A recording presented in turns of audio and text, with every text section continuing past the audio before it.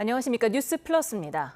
지난달 열린 2+2 회동 이후 한미 관세 협상과 관련해 첫 고위급 접촉이 이루어졌습니다. 안덕근 산업부 장관과 제이미슨 그리어 미 무역대표부 대표가 제주에서 만나 한미 관세 협상 실무 협의의 진행 상황을 점검하고 향후 협의 방향을 논의한 것으로 보이는데요. 함께 보시겠습니다.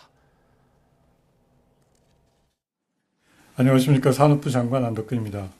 양일 간 에이펙 통상장관회의 현장 분위기를 생생하게 전해주시고 마지막 일정인 기자 간담회까지 참석해주신 언론인 여러분들께 감사의 말씀을 드립니다. 저는 오늘 16시 30분부터 미국 무역대표부 제이미슨 그리어 대표와 미국의 관세 조치에 대한 협의를 진행하였으며 그리어 USTR 대표에게 국별 관세 및 품목 관세 일체에 대한 면제를 재차 요청하였습니다. 또한 오늘 협의에서는 지난 5월 1일 미국 워싱턴 DC에서 개시된 한미 양국 간 기술협의 경과를 점검하고 향후 협의 계획에 대하여 논의하였습니다. 저와 그리어 대표는 다음 주에 제2차 기술협의를 개최하는 데 합의하였으며 제2차 기술협의에서는 산업부와 관계부처로 구성된 대표단이 미국을 방문하여 균형무역, 비관세 조치, 경제안보, 디지털 교역, 원산지, 상업적 고려 등 6개 분야를 중심으로 미국 정부와 본격적인 협의를 실시할 예정입니다. 언론인 여러분, 미국 정부가 설정한 협의 시한이 50여일 앞으로 다가왔습니다. 권한대행 체제 하에서도 우리 정부는 범부처적인 협력을 지속하고 있으며 업계, 이해 관계자의 의견도 적극 수렴하고 있습니다. 이를 바탕으로 국익 최우선을 목표로 미국과 적극 협의해 나가는 한편 협의 과정에서도 국회 및 국민 여러분들께 소상히 설명드릴 예정입니다.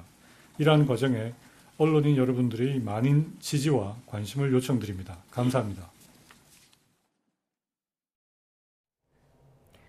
남양주에 시간당 74mm의 극한 호우가 쏟아지면서 올해 첫 호우 긴급 재난 문자가 발송됐습니다. 서울에도 올해 첫 호우주의보가 발령된 가운데 여전히 강한 비가 내리고 있습니다.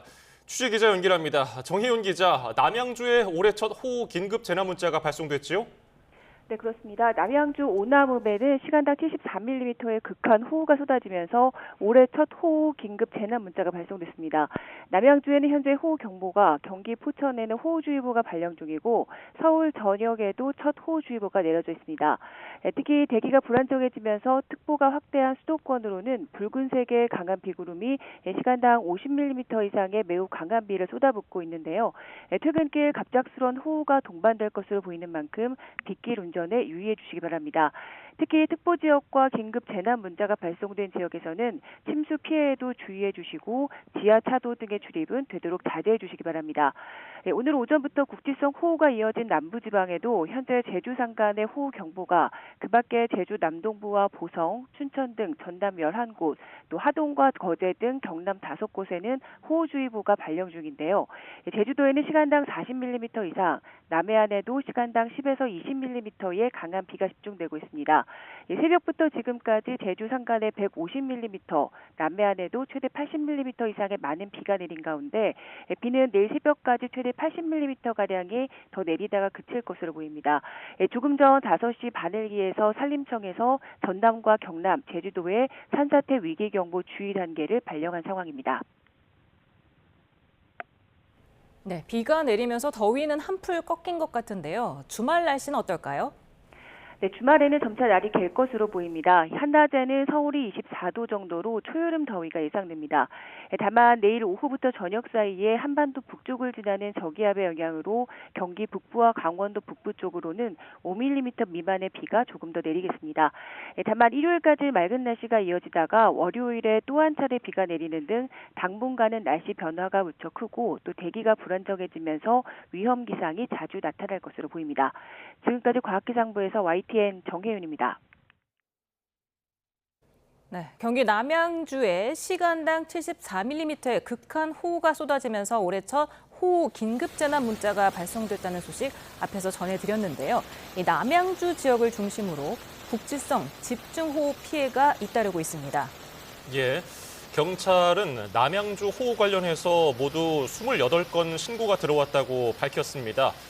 구체적으로 남양주 오남교 인근에 차량 내 사람 2명이 고립되어 있다. 그리고 진건읍 인근 진관 지하차도 물이 계속 차고 있어서 차량 통제 요청이 들어왔다는 등의 내용이었습니다. 네, 그리고 소방도 관련 신고 13건이 들어왔다고 밝혔는데요. 자세한 소식은 저희가 이어지는 뉴스에서 추가로 전해드리겠습니다. 더불어민주당 이재명 대선 후보에 대한 지지도가 50%를 넘었다는 여론조사 결과가 나왔습니다. 함께 보시겠습니다. 한국갤럽이 지난 13일부터 사흘 동안 전국 유권자 1,004명을 대상으로 누가 대통령이 되는 게 가장 좋다고 생각하는지 물은 결과 이 후보라는 응답은 51%였습니다. 직전 조사로 공식 선거운동 전이었던 지난달 넷째 주와 비교해 13%포인트 올랐습니다. 국민의힘 김문수 후보에 대한 지지도는 29%였는데 단순 수치상으로만 보면 지난 조사 때 국민의힘 후보 4명과 한덕수 전 총리의 합계와 같습니다. 개혁신당 이준석 후보는 8%를 기록했습니다. 정당 지지도는 더불어민주당이 48%, 국민의힘 30%, 개혁신당 4%, 조국혁신당 2% 등이었습니다. 민주당과 국민의힘 격차는 18%포인트로 벌어졌는데 민주당 지지도는 윤 전 대통령 탄핵안 가결 직전 때와 같은 최고치를 기록했습니다. 자세한 내용은 한국갤럽 홈페이지를 참조하면 됩니다.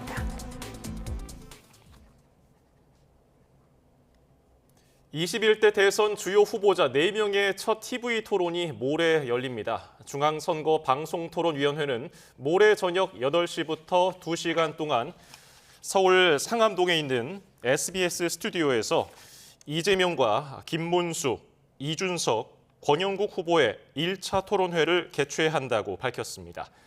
이들은 먼저 경제 분야를 주제로 저성장 극복과 민생 경제 활성화 방안을 놓고 시간 총량제 토론을 벌인 뒤에 트럼프 시대 통상 전략과 국가 경쟁력 강화 방안의 공약 검증 토론을 진행할 예정입니다.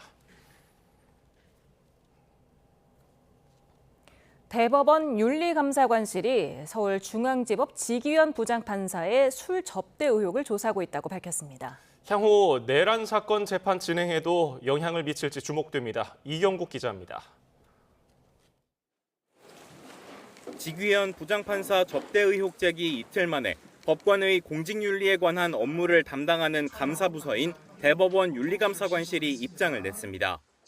윤리감사관실은 의혹 제기 이후 국회 자료와 언론 보도 등 가능한 방법을 모두 검토해 사실관계를 확인하고 있다고 밝혔습니다. 이어 구체적인 비위 사실이 확인되면 관련 법령에 따라 절차를 진행하겠다고도 덧붙였습니다. 전날 지 부장판사가 속한 서울중앙지법이 의혹 제기가 추상적이고 진위가 확인되지 않아 법원 차원에서 밝힐 만한 입장이 없다고 한 뒤 논란이 이어지자 감사관실 차원에서의 조사는 진행 중이라는 사실을 공개한 것으로 풀이됩니다. 조사를 거쳐 의혹이 사실로 드러나면 정식 감사가 진행되거나 법관 징계법에 따라 징계위원회가 소집될 전망입니다. 이 경우 현재 진행 중인 내란 사건 재판들에도 영향이 불가피할 거라는 분석이 나옵니다. 지 부장판사는 윤석열 전 대통령은 물론 김용현 전 국방부 장관, 조지호 경찰청장 등 여러 내란 사건의 재판장을 맡고 있습니다. 그런데 관련 예규에는 법관의 비위 논란으로 재판에 대한 신뢰가 훼손될 우려가 있다면 법원장이 사무분담을 바꿀 수 있다고 규정돼 있습니다. 내란 사건들이 다른 재판부에 재배당될 가능성도 배제할 수 없는 겁니다. 재판부가 바뀐다면 기존 심리를 되짚는 갱신 절차를 거쳐야 하는 만큼 재판 진행도 늦어질 수밖에 없습니다. 법원 관계자는 이처럼 내란 사건 재판에 영향을 줄 수 있는 만큼 재판 배제 요구에 대해 신중한 태도를 보일 수밖에 없다고 설명했습니다. YTN 이경국입니다. 서울에서 양평 고속도로 노선 변경과 관련한 김건희 여사 일가 특혜 의혹을 수사하는 경찰이 강제 수사에 나섰습니다. 국토교통부와 양평군청, 용역사 두 곳에 대한 압수수색을 진행했는데 앞으로 수사 방향이 주목됩니다. 유서현 기자입니다. 경찰이 김건희 여사 일가 특혜 의혹이 제기된 서울 양평 고속도로 노선 변경과 관련해 압수수색에 나섰습니다. 국토교통부와 양평군청, 용역사인 동해종합기술공사와 경동엔지니어링의 수사관을 보내 자료를 확보했습니다. 서울 양평 고속도로 건설은 국토부가 지난 2017년부터 추진했던 사업으로 2021년 예비 타당성 조사를 통과한 원안 노선의 종점은 양서면이었습니다. 하지만 2년 뒤 국토부가 강상면을 종점으로 변경하는 안의 사업성을 검토하는 전략 환경 영향 평가를 진행하자 강상면 일대의 땅을 가진 김 여사 일가에 대한 특혜라는 의혹이 불거졌습니다. 논란이 일자 원희룡 당시 국토부 장관은 돌연 사업 백지화를 선언했고 현재까지도 사업은 중단된 상태입니다. 화난다고 수조 원짜리 또 수년간 논의해서 결정했던 국책 사업을 아예 안 하겠다. 이 어린아이도 아니고 이래서는 안 됩니다. 고속도로 하나 가지고 이걸 또 정치 선동화해서 또 총선 이용하려고 하는 것밖에 볼 수가 없습니다. 국토부는 양평 고속도로 종점 위치를 강상면으로 하는 대안이 원안보다 비용 대비 편익이 더 높다는 분석 결과를 발표하며 특혜 의혹을 반박하기도 했는데 민주당과 야권 시민단체 등이 원희룡 전 장관을 직권 남용 혐의로 고발하고 지난해 7월 경기 남부경찰청에 사건이 배당되며 본격적인 수사가 시작됐습니다. 다만 원 전 장관은 아직 경찰 조사를 받지 않은 상태로 이번 압수수색 대상에는 포함되지 않았습니다. 경찰은 확보한 자료를 바탕으로 김 여사 일가에 대한 특혜 의혹이 사실인지 원 전 장관의 직권 남용 혐의를 입증할 만한 증거가 있는지 등 수사를 이어갈 전망입니다. YTN 유서연입니다. 지난 1월 서부지법 폭동 당시 취재진 등을 폭행하고 법원에 침입한 혐의가 있는 4명에 대한 1심 판결이 나왔습니다. 재판부는 취재진 폭행 혐의를 받는 피고인에게 민주주의의 핵심 가치인 언론의 자유를 크게 위축시킬 수 있다고 질타하면서 징역 10개월을 선고했습니다. 이현정 기자입니다. 지난 1월 윤석열 전 대통령 구속영장 발부 전후로 법원 안팎에서 난동을 벌인 혐의를 받는 4명에 대한 선고가 나왔습니다. 서울 서부지방법원은 방송사 취재진을 폭행한 혐의로 재판에 넘겨진 60대 남성 우모 씨에게는 징역 10개월을 선고했습니다. 재판부는 정치적 견해가 다른 뉴스를 자주 보도하는 방송사에 일한다는 이유만으로 취재진을 무차별적으로 폭행한 건 도저히 용인될 수 없다고 강조했습니다. 그러면서 언론의 자유는 민주주의의 핵심 가치인데 구 씨의 행동은 언론의 자유를 크게 위축시킬 수 있다고 질타했습니다. 법원 담을 넘어 청사에 침입한 혐의를 받는 60대 남성 안모 씨에게도 징역 10개월을 선고했는데 재판이 자신의 견해와 다르다는 이유로 불법적으로 법원을 공격하는 것은 법원을 심각하게 위축시키고 법치주의를 후퇴하게 만든다고 지적했습니다. 경찰관을 폭행한 혐의로 기소된 2명에게는 소범이고 반성했다는 점을 참작해 각각 징역 1년 6개월의 집행유예 3년과 징역 1년의 집행유예 2년을 선고했습니다. 위법함으로 결코 승복할 수 없고 항소하여 끝까지 다툴 것임을 분명히 밝힙니다. 서부지법 일대에서 난동을 일으킨 혐의로 96명이 재판에 넘겨진 가운데 지난 14일 실형을 선고받은 2명을 포함해 현재까지 6명에 대한 선고가 내려졌고 오는 28일과 다음 달 19일에도 선고가 예정돼 있습니다. YTN 이현정입니다. 사기와 신도추행 등의 혐의로 수사를 받고 있는 허경영 국가혁명당 명예대표가 구속 갈림길에 놓였습니다. 허 대표는 수사관들을 모두 고소하는 등 조사에 비협조적인 모습을 보여왔는데 구속될 경우 수사에 속도가 붙을 것으로 보입니다. 신기혜 기자입니다. 허경영 국가혁명당 명예대표가 구속영장 실질심사를 받기 위해 법원에 출석했습니다. 허 대표는 사기, 준강제추행, 배임, 정치자금법 위반까지 4개 혐의를 받고 있습니다. 허 대표는 입장을 묻는 취재진 질문에 별다른 답을 하지 않았습니다. 추행 혐의 인정하십니까? 이번 영장 총괄 어떻게 생각하세요? 허 대표는 지난해 에너지 치유 의식을 해준다며 자신의 종교시설인 하늘궁에서 여성 신도들의 몸을 만지는 등 추행한 혐의로 고소당했습니다. 또 자신의 얼굴 스티커를 붙인 우유를 마시면 만병이 사라진다는 이른바 불로유 등 영성 상품을 터무니없이 비싸게 판매한 혐의로도 기소됐습니다. 이와 관련해 하늘궁 등을 압수수색한 경찰은 허 대표가 3억 원 상당의 부당이득을 얻은 것으로 보고 있습니다. 또 이렇게 얻은 법인 수익금을 허 대표가 자신의 정치활동 자금으로 유용한 것으로 의심하고 있습니다. 허 대표는 수사 초기부터 자신을 음해하려는 세력이 기획 고소를 한 것이라며 혐의를 부인해왔습니다. 허위 내용을 퍼뜨려서 하늘궁을 망하게 하겠다고 제시한 문건입니다. 최근에는 경찰 수사가 공정하지 않다고 주장하며 수사관들을 모두 고소하기까지 했습니다. 이런 가운데 허 대표 신병이 확보되면 경찰 수사에도 속도가 붙을 것으로 보입니다. YTN 신계입니다.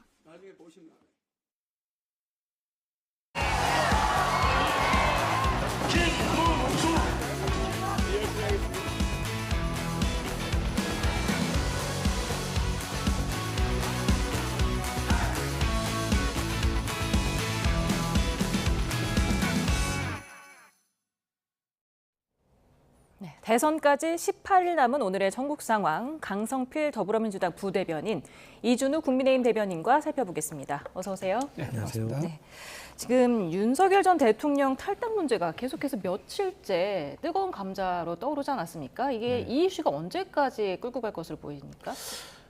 아무래도 윤석열 전 대통령이 탈당과 관련해서 확실한 입장을 보여주어서 그래서 국민의힘에서 이 문제에 대해서 포기를 하든지 아니면 다행스럽게 윤석열 전 대통령께서 잦은 탈당을 해주시든지 그러면 저는 문제가 끝날 수도 있다라고 생각하는데 사실 이 문제의 근본적인 것은 윤석열 전 대통령의 발언을 자제시키는 것이 사실 중요하지 이제 와서 윤석열 전 대통령이 탈당한다고 해서 국민의힘의 지지율이 뭐 드라마틱하게 올라갈 것 같지는 않거든요.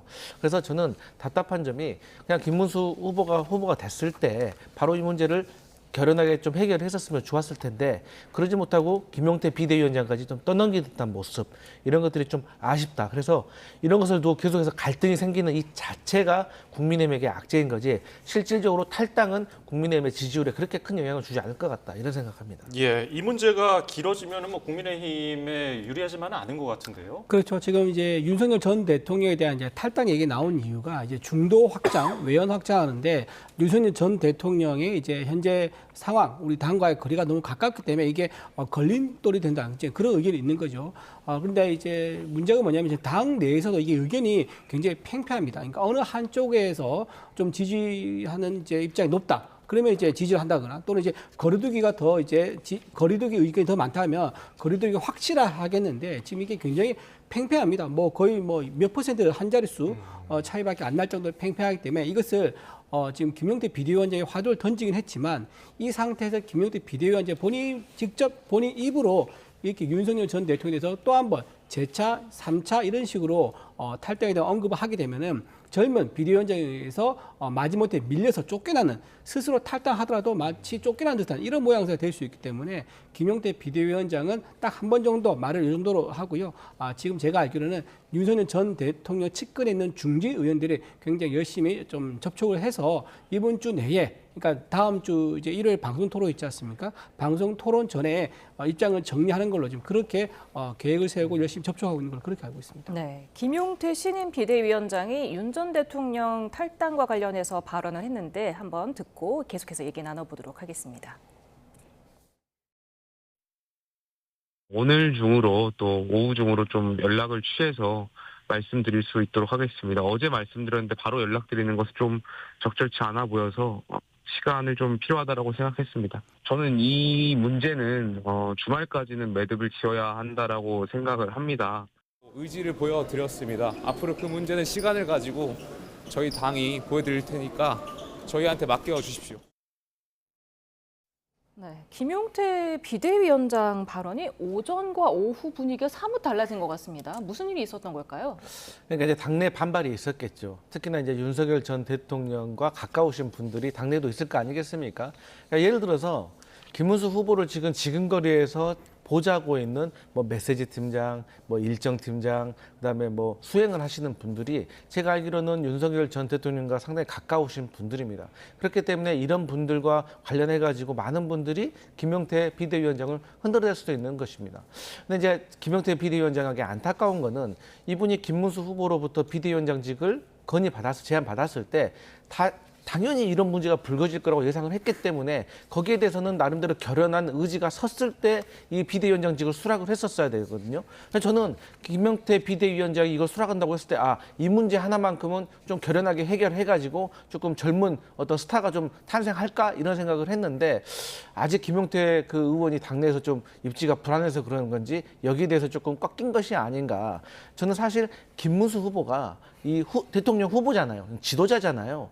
지도자가 수많은 고민되는 문제가 있었을 때 그것을 고민하고 결국엔 선택을 해야 됩니다. 그리고 그 선택을 하고 결정을 하고 나면 그것을 당원과 국민들을 설득을 해야 되고 또 그 결과에 대해서는 책임지는 게 지도자가 하는 일이거든요. 근데 저는 김문수 후보가 이것을 해결하지 않고 젊은 김용태 비대위원장에게 마치 떠넘기는 듯한 이런 모습이 사실 안타깝다. 그래서 김용태 비대위원장이 좀 딱하다 이런 생각 듭니다. 예. 그 대선 후보가 직접 나서가지고 윤석열 전 대통령의 입장을 촉구하는 거 이거는 굉장히 바람직하지 않죠. 오히려 더 큰 분란과 혼선을 야기한다고 볼 수밖에 없는 거고요. 지금 원래 김용태 비대위원장을 처음부터 내정할 때부터 아마 윤석열 전 대통령에 대한 거리두기에 아마 서로 교감을 했을 겁니다. 여기서 입장 전이를 했었고 그렇기 때문에 내정되자마자 바로 그 다음날 김용태 비대위원장이 계엄에 대해 사과를 하고 곧 이어서 김문수 후보도 사과를 했지 않습니까? 그때부터 이미 윤석열 전 대통령의 거리두기가 좀 되겠구나라는 것을 이미 예고를 할 수 있는 거죠. 근데 다만 이제 1호 당원으로서 탈당하느냐 마느냐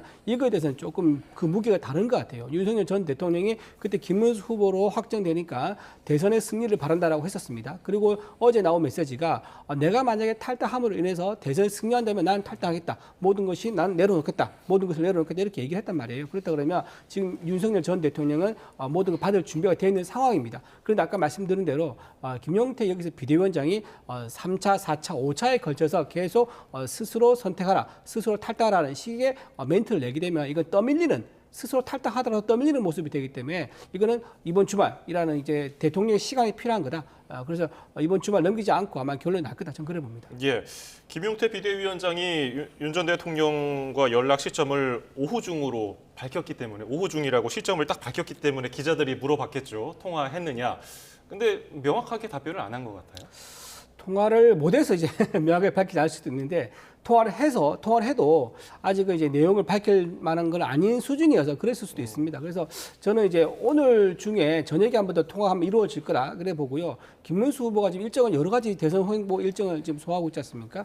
대선 행보 일정이 끝나고 나면은 김용태 비대위원장과 통화 후 또 김문수 후보와도 통화를 아마 하는 그런 이제 소통이 되지 않을까 싶습니다. 지금 윤석열 전 대통령이 측근들에게 네. 승리를 위해선 뭐든지 할 것이다 이렇게 밝힌 것으로 파악이 되고 있는데 네. 그렇다면 지금 탈당을 하지 않는 이유가 네. 당에 남아있는 게 지금 유리하다고 보는 걸까요?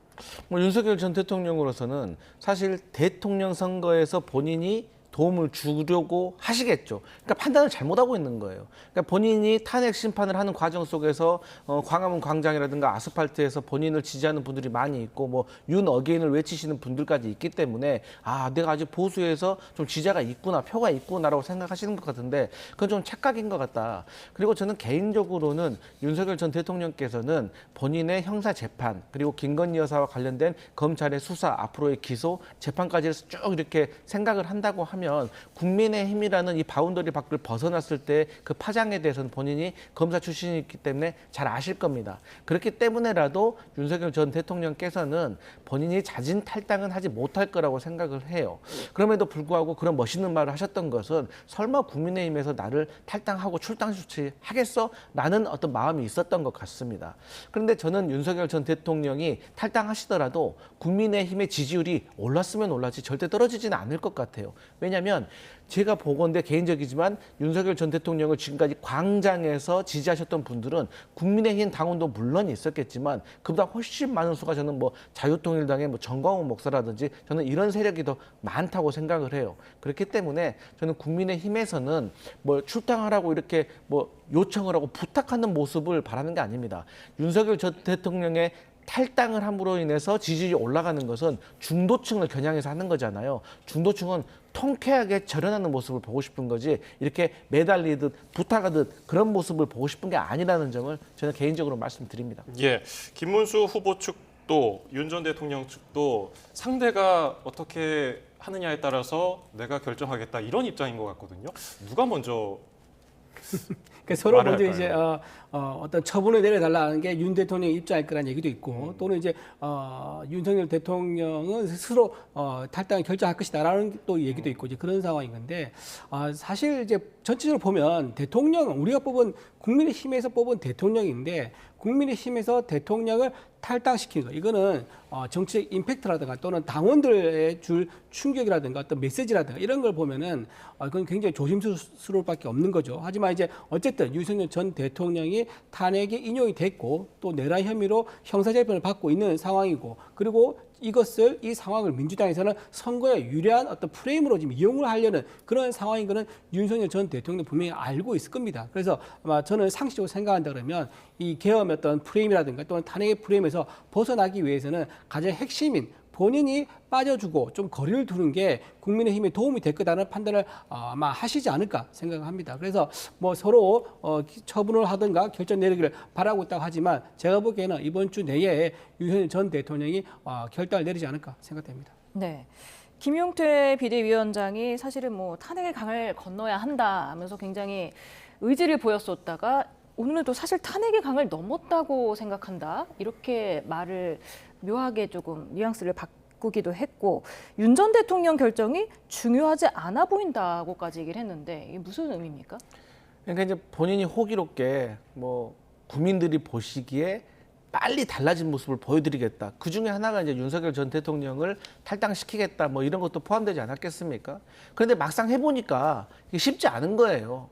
저는요 개인적으로 뭐 김용태 비대위원장께서 오후에 제가 윤석열 전 대통령 전화해보겠습니다라고 했잖아요. 근데 오후에 통화했냐고 물어보니까 조금 답을 흐린다는 것은 저는 혼날 수도 있었다고 생각합니다. 윤석열 전 대통령 전화하니까 경로, 대노했을 수도 있어요. 개인적인 네, 저는 개인적인 생각인 거예요. 그렇기 때문에 해지 전화를 했으면 했다, 안 했으면 안 했다 이렇게 말할 수가 없는 것은 전화를 했는데 결과가 안 좋은 거예요.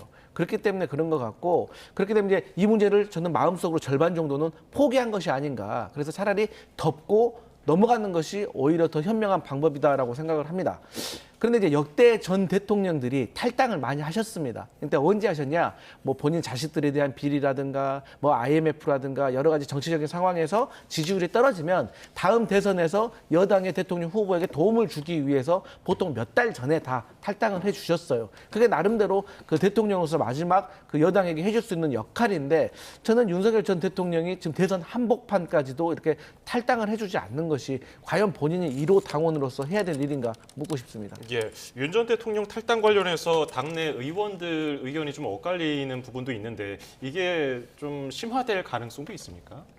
더 심화되기는 좀 어렵고요. 지금 어쨌든 대선에서 지금 김문수 이제 선대위가 제대로 작동하지 않는다는 지적도 사실 있습니다. 이게 대선을 하게 되면 모든 국회의원들의 총력, 그러니까 자기 지역구에 있는 당원과 지역 주민들 그리고 자기 보좌진들 다 동원해가지고 대선 캠프에 뛰어들어서 좀 지역에서든 국회에서든 중앙에서든 이렇게 선거운동에 올인을 해야 되는데 사실 이게 민주당처럼 그렇게 전부 다 올인하고 있다 이런 좀 평가를 받고 있지 않거든요. 그렇기 때문에 그 이유가 무엇이냐 이게 좀 어중간한 오히려 상황 때문이다. 그래서 지금 윤석열 전 대통령과의 거리두기가 오히려 어떤 식으로 매듭이 된다 그러면 이거는 이제 정리가 되는 거고 한 곡에 넘어선 거기 때문에 오히려 더 겹치되고 신속하게 선대위 체제로 좀 전환해서 적극적인 선거운동으로 넘어갈 수 있을 건데 오히려 이걸 결정하지 않고 애매모호한 상황이 지속된다 그러면 더 어려울 거예요. 그래서 저는 이번 주 내에 이제 결정이 나야 된다. 저는 그렇게 저는 봅니다. 지금 권성동 원내대표가 인위적인 탈당이나 출당은 당내 갈등을 심화시킬 수 있다. 윤 전 대통령이 스스로 판단하는 게 맞다고 말을 했는데 그러니까 이제 잦은 탈당 외에는 뭐 출당이나 제명 조치는 없다는 거죠. 예. 지난번에 이런 사례가 옛날에 있었습니다. 열린우리당 시절이었죠. 그때 이제 정동영 이제 의장이 노무현 전 대통령한테 탈당하라고 직접적으로 공개적으로 요구한 적이 있어요. 그 결과가 뭡니까? 다 아시다시피 완전히 참패했지 않습니까? 정동영 의장이 그때 대선 후보가 됐었는데 그런 선례가 있기 때문에 그렇게 이제 대통령을 배출한 정당에서 어떤 이제 인기라든가 어떤 지지도라든가 이런 거에 따라 가지고 유불리에 따라 가지고 대통령을 자기들이 배출해놓고 나서 나중에 내쫓는 이런 식으로 모양 가게 되면 원래 지지하던 이제 지지자들도 그게 흩어지게 됩니다. 그래서 지금 현재 상황에서는 일단 어떤 시기면 좋겠다 정도의 메시지를 냈고요. 거기에 대해서 윤석열 전 대통령이 대선을 정말 승리하기 원한다 그러면 합리적인 결정을 해 주실 거다. 저는 그래 봅니다. 근데 제가 알기로는 대한민국 87년 이후에 대통령 중에서 최초로 그리고 유일하게 출당 제명 당하신 분이 박근혜 전 대통령입니다. 그리고 특이한 사례로는 이제 노무현 전 대통령은 2번 탈당을 하셨고 새천년 민주당, 열린우리당 그렇기 때문에 저는 이미 지난번에 박근혜 전 대통령도 탄핵을 당했던 공통점이 있는 거 아니겠습니까? 그렇기 때문에 저는 국민의힘에서 이 정도의 상황에서는 저는 윤석열 전 대통령 출당시켜도 저는 괜찮을 것 같고, 그러니까 이게 결국에는 당내 화합을 위한 거잖아요. 근데 당내에서 많은 지지자를 보유하고 있는 한동훈 전 대표가 일단 윤석열 전 대통령에 대해서 이게 정리가 안 되면 본인은 선거 캠프에 합류하지 않겠다라는 식으로 얘기를 하고 있기 때문에 저는 이 문제를 본인이 결정을 해주시면 제일 좋은 것이고 안 되면 강제 출당시키는 것이 어떨까 그런 생각합니다. 한동훈 후보가 지금 얘기하고 밝히고 있는 것은 이제 한동훈 후보 개인의 입장인 거고요. 한동훈 후보가 이제 이런 입장은 할 수 있는 거죠. 경선 내내 했던 얘기입니다. 일관되게 대통령 거리 둬야 된다 얘기했었고요. 근데 한동훈 후보가 결국 어떻게 됐습니까? 마지막 결선에 가지고 본인이 선택을 받지 못했습니다. 그러면 본인이 이제 결국 당원들이 한동훈 후보가 얘기했던 윤석열 전 대통령의 거리두기에 대해서 동의하지 않는다 그 말이거든요. 김문수 후보의 손을 들어줬단 말이에요. 그러면 김문수 후보가 대선 후보 확정됐기 때문에 당선된 대선 후보 중심으로 선대위가 돌아간 게 맞죠. 그래서 떨어진 후보였던 한동훈 후보에 대해서 뭐 의견에 대해서 얘기할 수 있습니다만 한동훈 후보의 어떤 그 고집이라든가 또는 그 이거 아니면 안 돼라는 그런 상황에 의해서 선대위가 끌려가는 거는 당원들이 원하지 않는다 그렇게 말씀드리고요. 지금 이제 한동훈 대표 잠깐 얘기 나와서 말씀드리면 한동훈 후보가 본인이 이제 했던 말이 내가 이재명 후보랑 가장 잘 싸우는 후보라고 일관되게 얘기를 했었거든요. 근데 사실은 이제 전국을 다니면서 그때 총선 때 얼마나 열심히 전국을 다녔었습니까? 그런 식의 활동을 충분히 할 수 있음에도 불구하고 또 이번에 경선을 통해서 얼마나 한동훈 후보의 지지자가 또 많이 또 모였습니까? 이건 분명 사실입니다. 본인이 40% 정도 되는 당원 지지를 얻었던 그런 저력이 있는 분이기 때문에 그런 분이 밖에 나와서 유세를 하고 도와준다면 정말 큰 힘이 되고 든든하겠죠. 근데 안타깝게도 지금 한동훈 후보가 지금 어디 있는지 모르겠습니다. 근데 집 밖에 안 나오는 건지 아니면 모처에 있는 건지 유튜브 방송을 하면서 이제 기타를 치는 모습 보이고 있는 게 과연 당원들에게 어떻게 보여질까? 만약 이번 그 대선에서 팽팽하게 가면 문제가 없겠지만 그러지 않고 이제 차이가 나서 졌다. 그러면 이게 누군가 책임 문제가 돌아올 수 있습니다. 거기서 나중에 자유롭지 못하다. 그렇게 되면 본인의 어떤 정치적 그 다음 스텝에도 좋지 않은 영향이 있을 거다. 그래서 좀 많은 후보들, 경선에 참여해서 떨어진 후보들이 적극적으로 지금 나서줘야 된다. 그 계기는 이번 주가 넘으면 안 된다. 그리고 윤석열 대통령이 만약에 이제 탈당을 하게 된다면 그걸 계기로 해서 다 같이 적극적으로 참여해야 된다. 저는 그렇게 봅니다. 지금 한동훈 전 대표가 김문수 후보가 첫 TV 토론, 그러니까 18일 이번 주 일요일 전에 윤 전 대통령 부부와 절연을 하는 결단이 필요하다 이렇게 말을 했고요. 또 당 차원의 계엄에 대한 사과는 있었지만 지금은 계엄으로 인한 탄핵 반대에 대한 당의 입장 선회가 핵심이다 이렇게 설명을 했는데요. 이 부분은 어떻게 들으셨습니까? 그러니까 일단 18일 TV 토론회라고 못을 박은 것은 표면적으로는 어쨌든 TV 토론을 하게 되면 민주당 이재명 후보로부터 그 문제를 가지고 공격을 받을 것이 예상되기 때문에 그런 차원에서 18일 TV 토론회 전에 이 문제를 정리해야 된다라고 말을 한 것 같습니다. 그런데 이제 저는 개인적인 생각입니다만 한동훈 전 대표는 이 선거 캠페인에 당분간은 뛰어들고 싶은 마음이 없을 겁니다.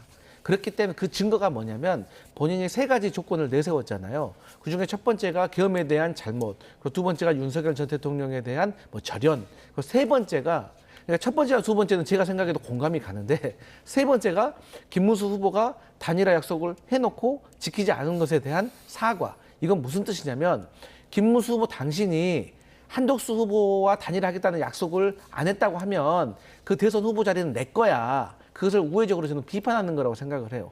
그러면 선거 운동에 도움을 주려고 하시는 분이 굳이 그런 말을 하실 필요는 없는 거거든요. 그리고 김문수 후보 입장에서는 첫 번째와 두 번째는 공감을 할 수가 있지만 세 번째 같은 경우는 좀 들어주기 상당히 불편하고 기분이 나쁠 수도 있는 겁니다. 그러니까 한동훈 후보는 마치 겉으로는 3가지를 합리적으로 내세우고 이것을 캠프가 받아들였을 때 내가 열심히 뛰겠다라는 걸 하지만 제안이라는 건요. 받아들일 수 있는 거를 제안하는 것이 협상이고 딜이 되는 건데 받아들일 수 없는 걸 제안하니 이게 되겠습니까? 그래서 저는 한동훈 후보가 지금 선거 캠페인에 돕지 않는 것이 우리 이준호 대표님께서 말씀하셨지만 지금은 마치 본인에게 주도권이 있는 것처럼 보이지만 시간이 많이 흐르고 나면은 이 지금의 정치적인 상황으로 인해서 한동훈 후보가 돕지 않는 것을 이해하시는 당원들도 있겠지만 시간이 많이 흘러버리면 그때는 도왔냐 안 도왔냐 딱 이것만 남게 됩니다. 그렇게 되면은 본인이 배신자 프레임에 빠질 수가 있기 때문에 저 같으면은 선거에 돕겠다 이런 생각합니다. 네. 아까 어디 있는지 모르겠다고 하셨는데 국민의힘과 연락이 안 되는 건 아니죠? 그러진 않죠. 네. 왜냐하면 그 주변에 이제 친이자 한계 의원들이나 네. 20명 정도 있으니까요. 어디 있는가지 소정의 파악은 됩니다. 네, 그 탄핵 반대에 대한 당의 입장 선회는 어떻게 들으셨어요? 탄핵 반대에 대한 입장에서 한동훈 후보가 주장하고 있는 내용을 말씀하신 거죠. 글쎄요, 지금 결국 이제 김문수 대선 후보가 그거를 이제 입장을 이제 정해야 되는 거겠죠. 근데 어쨌든 지금 김문수 후보 입장에서는 계엄에 대해서는 사과를 했습니다. 하지만 탄핵에 대해서는 김문수 후보가 좀 고심스러운 부분이 있을 겁니다. 왜냐하면 기존에 입장을 유지해 왔었습니다. 탄핵은 반대한다. 그리고 국민의힘 전체가 당시에는 친한동훈계 몇 명을 소수를 제외하고는 전부 다 일단 탄핵은 반대했었거든요. 설사 나중에 탄핵하더라도 지금 탄핵은 너무 빠르다. 좀 속도 조절하면서 탄핵에 대한 판단을 하자 했던 게 국민의힘의 공식 입장이었습니다. 그래서 지금 뭐 나중에 뭐 재판을 통해서 밝혀질 거라 저는 봅니다만 박선원 의원이 메모장이라든가 곽종근 사령관의 이제 민주당 의원의 유튜브 출연해서 했던 그런 발언들이 과연 진짜 민주당의 회유가 없었는지 또는 박선원 민주당 의원의 필체가 정말 그 홍장원 차장의 메모라고 거짓말로 된 건지 이런 것들이 만약에 윤석열 전 대통령의 형사재판에서 밝혀진다 그러면 그때 이제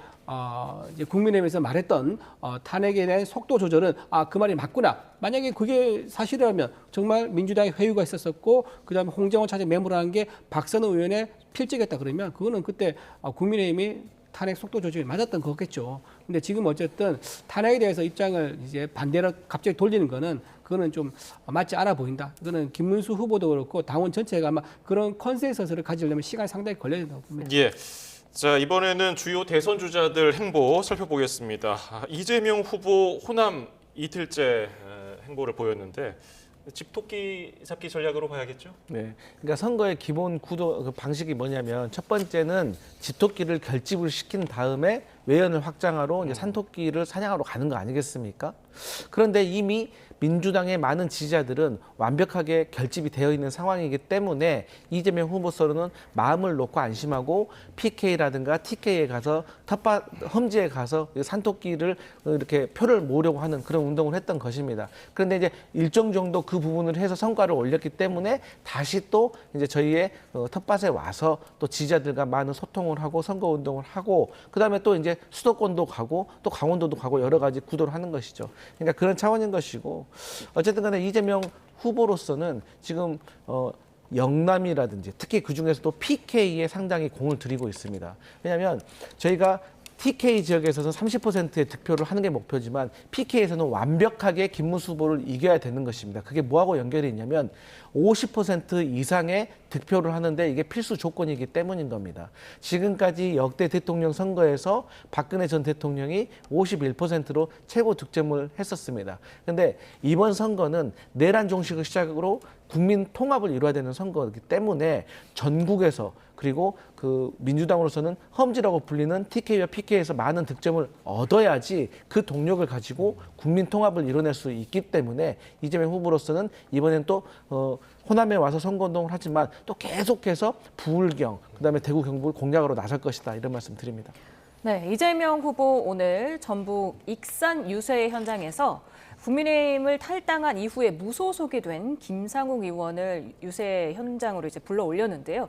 현장 함께 보시고 다시 얘기 나눠보도록 하겠습니다.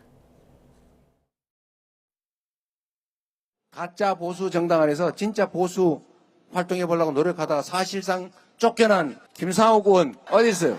박수로 환영해 주십시오. 우리 이재명 후보님이 어떻게 보면 참된 보수주의자면서 또 참된 진보주의자입니다. 저도 이재명 후보님이 대통령이 되시는데 최선을 다하겠습니다. 감사합니다. 네, 이재명 후보가 지금 김상욱 의원을 끌어안기도 했거든요. 네. 국민의힘 이재명 후보가 이제 올해 1월부터 이제 갑자기 모드를 변화했습니다. 그러니까 원래 좌파 진보에서 보수주의다. 그럼 원래 민주당의 중도 보수다 이제 이런 얘기를 해가지고 사람들 깜짝 놀랐었죠. 민주당이 언제부터 중도 보수였지 이제 그랬었는데 지금 그 상징적으로 지금 이제 또 김상우 의원까지 지금 데려갔습니다.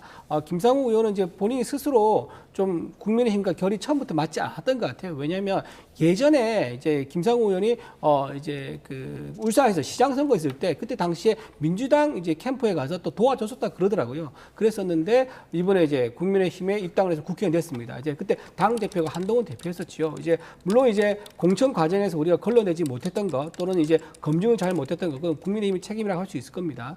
어쨌든 이제 김상우 의원이 저렇게 탈당을 하고 이재명 후보 품에 안긴 것에 대해서는 사실 민주당이 제대로 검증했는가 이걸 좀 묻고 싶어요. 왜냐하면은 그때 당시에 민주당에 있다가 국민에 왔었고 또 국민에 왔을 때 작년 필리버스터 한 얘기가 아마 민주당도 모르지 않을 겁니다. 그때 필리버스터 할 때 이재명 후보에 대해서 뭐라고 했냐면은 독재자라고 했습니다. 그다음에 부패, 범죄자라고 했습니다. 그랬던 김상우 의원에 대해서 이제 와서 또 안아준다고요? 이건 선거용 퍼포먼스다. 정말로 김상우 의원을 이제 뭐 데리고 온다 그러면 이미 진작에 했어야 됐을 것이고 또 하나 지금 입당도 한 건 아니더라고요. 입당 안 하고 무소속 상태에서 무대에 올려서 얘기를 하고 있는데 글쎄요, 막 입당을 못하는 사정이 있는지 아니면 입당을 다 거부하는 그런 사정이 있는지는 알 수 없으나 이거는 선거용에 불과하다. 그걸 막 시민들이 모르지 않을 거라고. 예, 김상욱 의원은 스스로 보수주의자라고 얘기를 하잖아요. 근데 왜 이준석 후보가 아닌 이재명 후보를 선택했을까요? 제 개인적인 생각인데 이준석 후보가 있는 개혁신당 가잖아요. 그러면은 다시 흘러가지고 국민의힘으로 갈 수도 있습니다. 그러니까 대선 이후에 분명히 보수 정계는 개편이 될 거라고 생각을 합니다. 뭐 개인적으로는 이루어질지 모르겠지만 뭐 홍준표 전 대구시장도 뭐 국민의힘의 정치가 끝난 거다 뭐 이런 식으로 얘기를 했기 때문에 보수 개편이 이루어졌을 때 잘못하면 다시 본인이 결단을 해서 나온 국민의힘으로 다시 흘러 들어갈 수가 있기 때문에 저는 이재명 후보를 지지한 걸로 저는 생각을 합니다. 그런데 이제 그 국민의힘에서 공천 심사에서 제대로 못 걸렸던 책임이 있으셨다. 근데 민주당에서 잘 검증했느냐? 그런데 뭐 국민의힘에서 검증 잘못하면 저희하고 가까운 거 아니겠습니까? 그리고 국민의힘이 지금 저는 역행을 하는 것 같아요. 뭐를 역행을 하냐? 대부분의 국민들이 계엄은 잘못됐고 탄핵은 되어야만 한다라는 것이 12월 3일부터 지금까지 일관된 대부분의 국민들의 정서예요. 그런데 김상욱 의원은 그 일관된 정서에 대해서 별로 다른 얘기를 하고 있지 않아요. 제가 봤을 때 정확히 민심에 대해서 얘기를 하고 있는데 그거를 국민의힘에서 불편해하고 있는 거 아니겠습니까? 그러면 민주정당에서 현역 의원의 어떤 발언에 대해서 그것도 대다수의 국민들이 동의하고 있는 주장에 대해서 본인들이 불편하다고 외면하고 또 마치 나가라는 식으로 하고 있는데 어떻게 김상욱 의원이 거기서 정치활동을 할 수 있겠습니까? 그래서 저희 민주당으로서는 그 김상욱 의원께서 만약에 우리 민주당과 함께 하신다면 환영이다. 왜냐?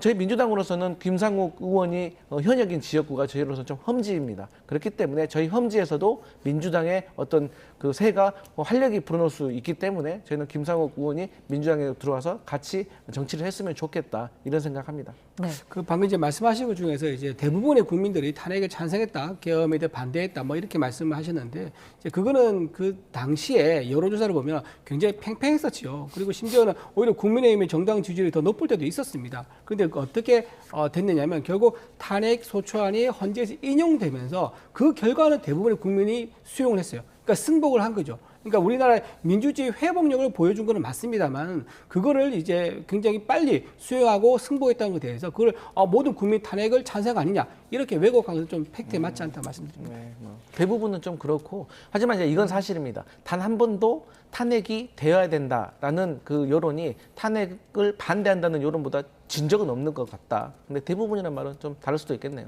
네, 김문수 후보는 오늘 판교, 수원, 동탄 등 수도권 공략에 나섰습니다. 자신의 경기지사 경력을 강조하는 발언을 하기도 했는데요. 그 목소리 한번 듣고 다시 얘기 나눠보도록 하겠습니다. 김문수도 광교 신도시 개발하고 한 번 또 수사받거나 제가 일하다가 의문이 있다 또는 부정부패 뭐 돈을 받았다 이런 이야기 들어보셨습니까? 제 아내가 경기도지사 8년을 하는 동안에 아내가 법인카드 썼다는 이야기 들어보셨어요? 도지사도 벼슬이 아니고 대통령이 벼슬이 아니잖아요. 국민을 위해서 열심히 섬기는 머슴이죠. 네, 제 아내가 법인카드를 썼다는 말을 들어보신 적이 있습니까? 이재명 후보 배우자 김혜경 씨를 직격한 거죠? 네.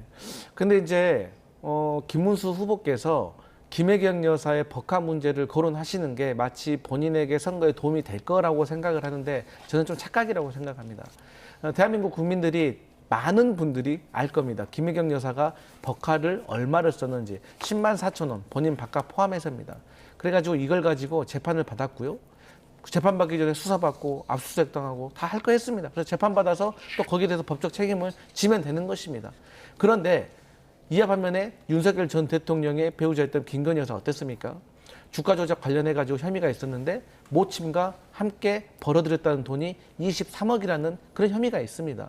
다이아몬드 목걸이 6천만 원짜리 받았다는 혐의가 있습니다. 그리고 또 뭐 명품백도 2번이나 받았다는 혐의가 있습니다. 이런 것들이 다 생각나지 않겠습니까? 뭐 6천만 원짜리 목걸이 주가로 해서 23억 번 거에 비하면 10만 4천 원은 너무나도 소박한 것이죠. 그리고 그 상황에 대해서는 국민들이 잘 알 거라고 생각하기 때문에 저는 김문수 후보와 국민의힘에서 이제 김혜경 여사와 법화 문제 공격하는 것은 오히려 그 뒤에 있는 김건희 여사를 소환해서 더 안 좋은 상황이 닥칠 것이다. 저는 그렇게 생각합니다. 지금 김건희 여사 얘기한 것은 좀 번지수 잘못된 것 같습니다. 김건희 여사 얘기를 하려면 김정숙 여사를 얘기하는 게 맞죠. 전 영부인들끼리 과연 어떻게 했느냐 그걸 비교하는 게 맞는 거고요. 그렇게 따지면 김정숙 여사는 지금 특활비로 총 2억 원이 넘는 옷을 샀다는 그런 의혹을 지금 받고 있지 않습니까? 좀 부적절한 비유라 생각이 들고요.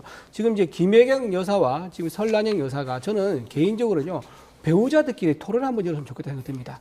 배우자들끼리 나와가지고 내가 도지사 시절에 부인으로서 어떻게 도정을 도와줬는지 그리고 그 법인카드를 어떻게 썼는지 관용차를 어떻게 썼는지 이런 것들 토론하면은 많은 국민들 보면서 어떤 사람이 정말 그 국가의 어떤 수반으로서 또 영부인 될 자격이 있는지 판단에 도움이 될 거라 생각이 들고요. 지금 이제 설란영 여사는 한 번도 관용차를 개인적으로 사용한 적이 없다고 했습니다. 의혹도 없었고요. 또 법인카드도 잘못 쓴 적이 한 번도 없습니다. 그런데 지금 김혜경 여사는 그 경남도지사 시절 3년밖에 안 됐습니다. 근데 설란영 여사 8년 동안 아무런 문제가 없었고 3년 쓰면서 어땠습니까? 총 1억 원이 넘는 법카를 이재명 후보와 함께 같이 썼다는 거 아니겠습니까? 청담동 샴푸를 샀다든가 또는 이제 여러 가지 뭐 운동을 한 데도 같이 관용차를 끌고 하고 애들 병원 갈 때도 관용차를 보내고 이제 이랬었기 때문에 오히려 배우자들끼리 한번 토론을 하면은 많은 국민들이 더 바라지 않겠는가 그렇게 생각해 봅니다. 근데 제가 이제 조금 지적을 드려야 될 것이 뭐냐면 물론 이제 김건희 여사와 관련해가지고 어떤 범죄의 어떤 질이라든지 액수의 크기에 대해서도 물론 저희가 비판을 하고 있습니다만 더 크게 국민들이 김건희 여사와 관련돼서 이 전 정권에 대해서 지금 비판을 하고 있는 지점은 뭐냐면 그 내용보다도 김혜경 여사는 어쨌든 간에 10만 4천 원이 됐건 10억이 됐든지 간에 조사를 받고 압수수색 받고 기소당해서 재판을 받았다는 거예요. 그런데 김건희 여사는 제대로 된 수사도 받지도 않고 오히려 검사들이 대통령실에서 관리하는 청사에 가가지고 본인들의 휴대폰을 반납하고 그 신분증 반납하고 오히려 출장 조사를 했다는 거 아닙니까? 그리고 나서도 어떻게 했습니까? 김건희 여사에게 청탁을 했다고 의심되는 사람이 내가 청탁했습니다. 저도 처벌받겠습니다.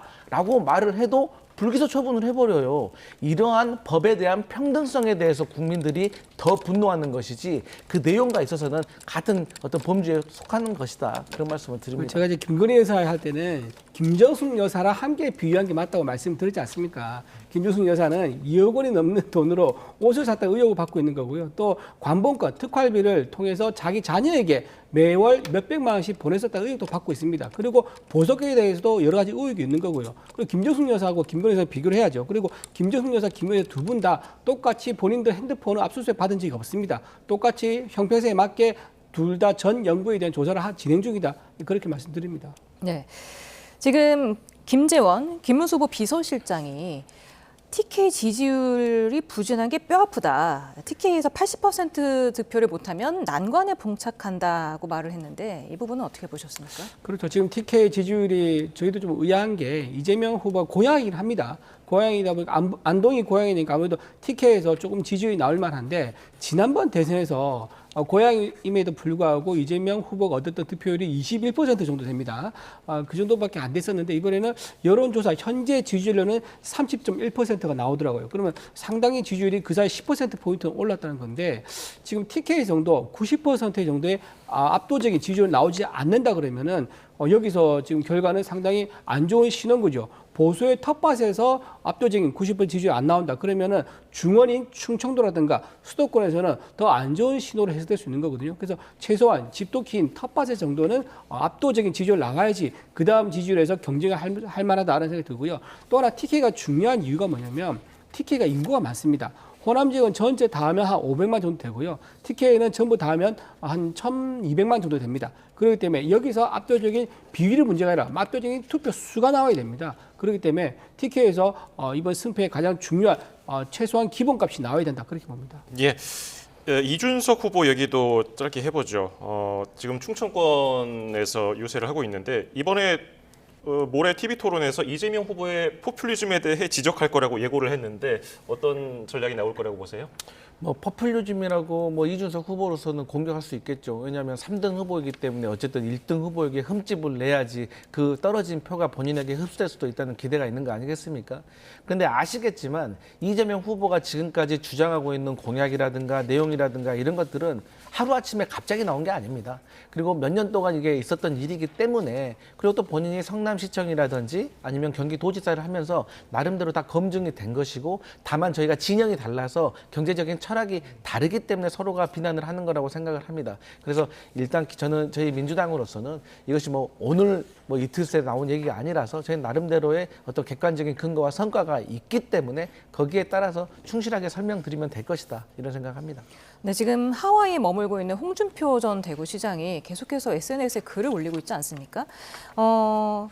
보수 세판짜기를 강조를 했는데 지금 홍 전 시장 측 관계자가 대선 이후에 새로운 보수 정당 창당이나 국민의힘과 개혁신당의 합당 등의 변화가 있을 수 있고 거기에 어떤 역할을 홍 전 시장이 할 수 있지 않을까 이렇게 말을 했단 말이죠. 이거 어떻게 들으셨습니까? 글쎄요. 홍준표 시장이 직접 얘기한 게 아니라서 그 의미를 정확하게 어떻게 해석해야 될지 모르겠지만 어쨌든 지금 중요한 거는 보수의 세판짜기가 아닙니다. 지금은 당장 20일도 남지 않은 대선입니다. 6월 3일 날 대선의 결과에 따라 가지고 우리나라 운명이 지금 좌우되는 이제 그런 상황인데 홍준표 시장은 그 넘어서 한참 뒤에 있는 보수의 세판짜기를 얘기하고 있다는 건 좀 적절하지 않아 보이고요. 지금 홍준표 시장의 오른팔이라 할 수 있는 김대식 의원이 있습니다. 김대식 의원이 하와이 가겠습니다라고 했더니 하와이 오지 마라.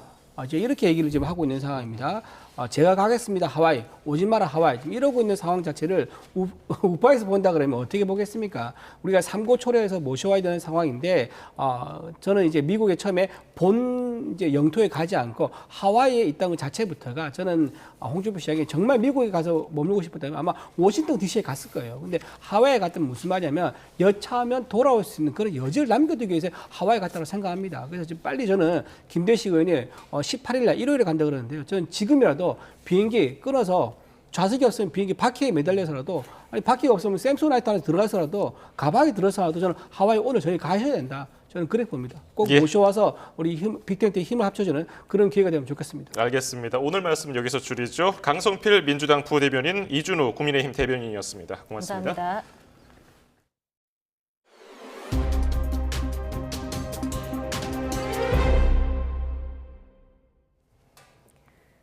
트럼프 미 대통령이 경제 외교로 대규모 투자를 이끌어내며 집권 2기 첫 중동 순방을 마쳤습니다. 미국의 이익을 앞세워서 실리를 챙겼지만 카타르 왕실의 항공기 선물 등 윤리적인 논란도 적지 않았습니다. 워싱턴 홍상희 특파원입니다. 화려한 조명 속에 카스르 알와탄 대통령궁을 향해 트럼프 대통령의 차량이 들어섭니다. 궁 안을 가득 채운 어린이들이 성조기를 흔들며 환호 속에 트럼프 대통령을 맞이합니다. 무함마드 대통령은 정상회담에서 앞으로 10년 동안 1조 4천억 달러, 약 2천조 원을 인공지능과 에너지 부문에 투자하겠다고 밝혔습니다. That's your biggest investment that you've ever made, and I look forward to having you in the White House. We'll celebrate together. 트럼프 대통령의 집권 2기 첫 중동 순방은 미국이 안보 협력을 지원하고 대규모 투자를 받아내는 경제 외교에 초점이 맞춰져 있었습니다. 사우디아라비아에서 840조 원, 카타르에서도 1,680조 원의 경제 협력을 이끌어냈고 일론 머스크 테슬라 최고 경영자, 샘 올트먼 오픈AI 최고 경영자를 중동의 오일머니에 직접 연결하기도 했습니다. And I'd also like to thank the Kingdom for approving Starlink for maritime and aviation use. 시리아에 대한 제재 해제를 선언하고 아메드 알샤라 시리아 임시 대통령과 직접 만나면서 시리아가 천연자원 개발 등 광물 협정을 트럼프 대통령에게 제안했다는 보도가 나오기도 했습니다. 트럼프 대통령이 중동 첫 순방에서 미국의 실리를 챙겼다는 긍정적인 평가도 나오고 있지만 카타르 왕실의 항공기 선물과 중동에 집중된 가족 사업은 또 다른 윤리적 논란을 일으키고 있습니다. 워싱턴에서 YTN 홍사입니다. 이스라엘을 배제한 채 미국과 직접 협상을 진행 중인 팔레스타인 무장정파 하마스 소속의 고위 관료가 가자 지구에 대한 통치권을 포기할 가능성을 언급해 주목됩니다. 하마스 정치국 고위 관료 바셈 나임은 영국 스카이뉴스와의 인터뷰에서 미국 측에 이번 전쟁이 종식되면 즉각 정부를 이양할 준비가 돼 있다고 재차 밝혔다고 말했습니다. 연예인의 매니저 등으로 속여서 음식점에 간다고 한 뒤 연락이 두절되는 노쇼 사기가 잇따르고 있습니다. 예약만 하고 안 가도 음식점에는 손해가 막심한데요. 더 큰 피해를 유도하는 수법을 사용하고 있었습니다. 김승환 기자입니다. 유명 연예인 이름과 함께 촬영 뒤 20명이 회식한다는 내용이 적혀 있습니다. 음식점에 예약하기 위해 마치 공식 문건인 것처럼 꾸민 겁니다. 뭔가 이상하다고 생각해 예약을 받지 않았는데 하마터면 사기를 당할 뻔한 상황입니다. 암만 생각해도 20명이 250을 미리 결제 내역을 보낸다는 것도 좀 말이 안 됐고 또 취소했는데 뒤늦게 보니까 그 결제 내역서 위에 라고 적혀 있더라고요. 이처럼 최근 연예인 매니저나 유명 TV 프로 제작진으로 속인 음식점 노쇼 사기가 잇따르고 있습니다. 수법은 비슷합니다. 먼저 유명 연예인 이름을 거론하면서 명함 등을 보내 진짜처럼 믿게 하고 단체 예약을 하면서 예약금 결제는 어렵다고 선을 긋습니다. 특정 업체에서 비싼 술을 사도록 유도해 수백만 원을 결제하게 만든 뒤 연락을 끊습니다. 소속 연예인 이름이 거론되자 각 소속사에서도 입장문을 내며 주의를 당부했습니다. 어떤 경우에도 금전이체나 물품 구매를 요청하지 않는다면서 공식 채널을 통해 직원 여부를 확인해달라고 밝혔습니다. 미리 보증금 성격으로 예약금을 받고 취소 시 환불되지 않음을 고지하시는 것이 피해를 최소화할 수 있는 실질적 방안이라 할 수 있겠습니다. 형사고소 등 법적 대응을 하더라도 실익이 크지 않은 만큼 예약을 받을 때 먼저 꼼꼼히 따져보는 게 피해를 막을 방법입니다. YTN 김승환입니다. 퇴근길 수도권과 남부 곳곳에 붉은색의 강한 비구름이 지나고 있습니다. 올해 첫 호우 긴급재난 문자가 발송된 경기 남양주에는 여전히 호우경보가 발효 중이고요. 서울과 경기 고양, 남해안 곳곳에 호우주의보가 내려진 가운데 시간당 20에서 40mm 안팎의 매우 강한 비가 집중되고 있습니다. 오늘 밤까지 수도권과 남해안을 중심으로 벼락과 돌풍, 우박을 동반한 호우가 쏟아지겠습니다. 현재 전남과 경남, 제주에는 산사태 위기경보 주의 단계도 발령 중인 만큼 시설물 관리와 안전사고에 각별히 유의하시고요. 빗길 안전운전하시기 바랍니다. 앞으로 비는 남해안과 제주도에 최고 80mm 이상, 중부지방에도 50mm 안팎이 더 내리겠습니다. 비는 밤사이 대부분 그칠 전망입니다. 날씨였습니다.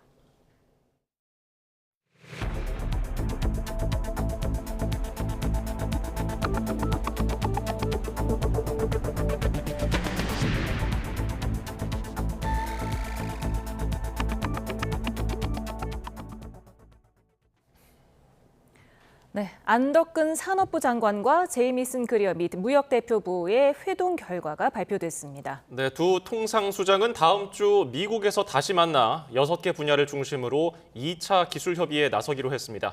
경제부 취재기자 연결해서 자세히 들어봅니다. 최하영 기자, 이번 한미 관세 협의 결과 자세히 전해주시죠. 네, 제주에서 열린 에이펙 통상장관 회의를 계기로 한미 통상수장이 3주 만에 다시 만났습니다. 안덕근 산업부 장관과 제이미슨 그리어 미 무역대표부 대표는 오후 4시 반부터 30분가량 대화를 나눴는데요. 우선 다음 주 산업부와 관계부처로 구성된 대표단이 미국을 방문해 관세 협상 관련 2차 기술 협의를 하기로 합의했습니다. 자세한 내용은 안 장관의 말 들어보시죠. 균형무역, 비관세 조치, 경제안보, 디지털 교역, 원산지, 상업적 고려 등 6개 분야를 중심으로 미국 정부와 본격적인 협의를 실시할 예정입니다. 이번 만남에서 두 나라 통상수장은 지난 2일 1차 기술협의 결과를 점검하고 향후 협의 계획을 논의했습니다. 다음 주 이뤄질 2차 기술 협의에선 미국이 한국에 대한 요구를 구체화하는 등 논의가 본격적인 협상 국면으로 넘어갈 것으로 전망됩니다. 이와 함께 안 장관은 그리어 대표에게 한국을 대상으로 한 상호 관세와 품목 관세 면제도 재차 요청했습니다. 또 미국이 관심을 보인 조선협력과 관련해선 향후 협의 과정에서 미국이 필요한 부분을 요청하면 정부가 도와주는 방식으로 협력하기로 했습니다. 안 장관은 현재 우리나라의 조기 대선으로 협상이 불가피하게 지연될 수 있다는 점을 설명했고 미국 측도 이해했다고 밝혔습니다. 아울러 기술 협의에 이어 6월 중순쯤에는 다시 한번 중간 점검 격으로 2차 강요급 회의를 열어 확정지을 사안은 확정할 방침이라고 밝혔는데요. 대선 이후가 될 것 같다며 7월 초로 예정된 시한을 맞추려 최대한 노력하겠지만 불가피한 경우 조금 조정될 수 있다고 설명했습니다.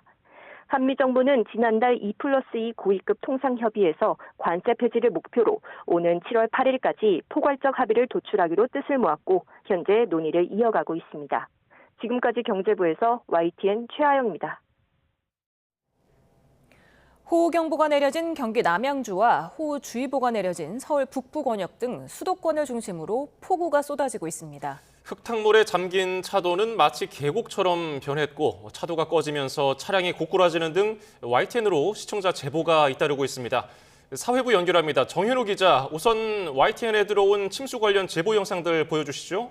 네, 상가 앞 2개 차도를 가득 메운 황토색 흙탕물이 인도에도 흘러 넘치는 모습이 보입니다. 바스키 중간까지 들어찬 물에 차들이 침수될까 멈칫멈칫 앞으로 움직이는 모습도 볼 수 있는데요. 주변 내리막길 차도는 마치 계곡이 된 것처럼 유속이 빨라서 자칫하면 사람이 넘어질 정도로 보입니다. 오후 5시쯤 호우경보가 발령돼 있는 경기도 남양주시 오나읍에서 찍힌 영상인데 제보자는 자기 차가 잠길까봐 빠르게 운전해서 집으로 대피했다고 말했습니다. 네, 비슷한 시각 남양주 진건읍에서 들어온 제보 영상과 사진입니다. 갑작스러운 폭우에 고등학교 앞 도로가 흙탕물에 잠겨있는 모습인데요. 제보자는 학생들이 대신해서 옆쪽의 빌라 쪽에 담을 넘어서 안전하게 귀가했다고 말했습니다.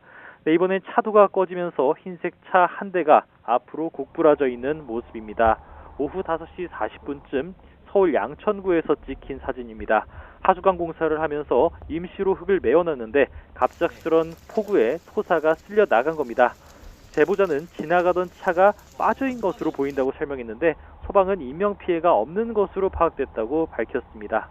네, 이번엔 오후 4시 20분쯤 서울 명동 지하상가에서 찍힌 영상입니다.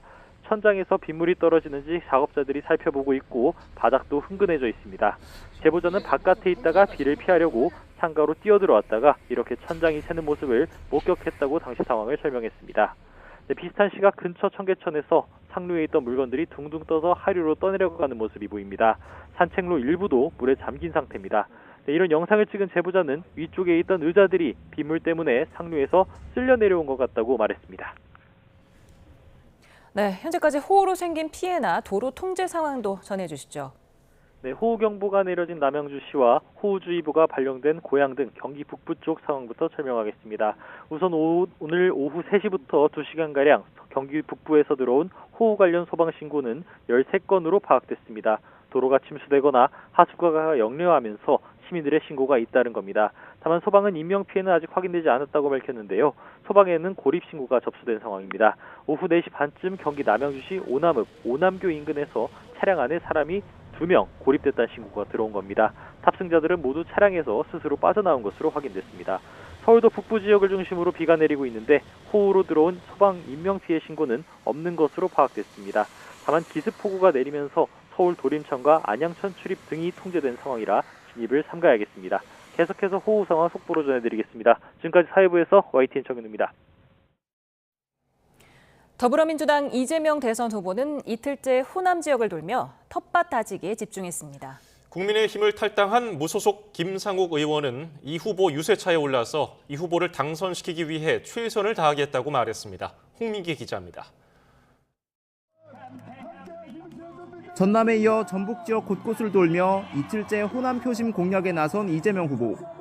국민의힘이 진정한 보수 정당으로 자리 잡길 바라지만 실제로는 수구 세력에 가깝다고 날을 세우며 압도적인 지지를 호소했습니다. 그러면서 유세 현장에 있던 무소속 김상욱 의원을 즉석에서 연단으로 불러냈습니다. 가짜 보수 정당 안에서 진짜 보수 활동해 보려고 노력하다가 사실상 쫓겨난 김상욱 의원 어디 있어요? 앞서 국민의힘을 탈당하고 이 후보 지지를 선언한 김 의원은 연설에서 이 후보를 참된 보수주의자인 동시에 진보주의자라고 추켜 세웠습니다. 국민이 도구가 아니라 국민이 정말 주인이 되는 그런 나라 만들 대통령 누구라고 생각하십니까? 이 후보도 김 의원이 민주당에 입당하길 바란다고 화답했는데 김 의원은 이르면 다음 주쯤 거취를 결정할 것으로 알려졌습니다. 김상욱 의원 포섭으로 합리적 보수 세력을 포용하며 동시에 국민의힘을 고립시키는 중도 확장 전략의 일환이란 분석도 나옵니다. 김상욱 의원 민주당에 오셔서 합리적인 보수의 가치를 잘 주장하고 실현해 가기를 격려하는 의미로 박수 한번 부탁드립니다.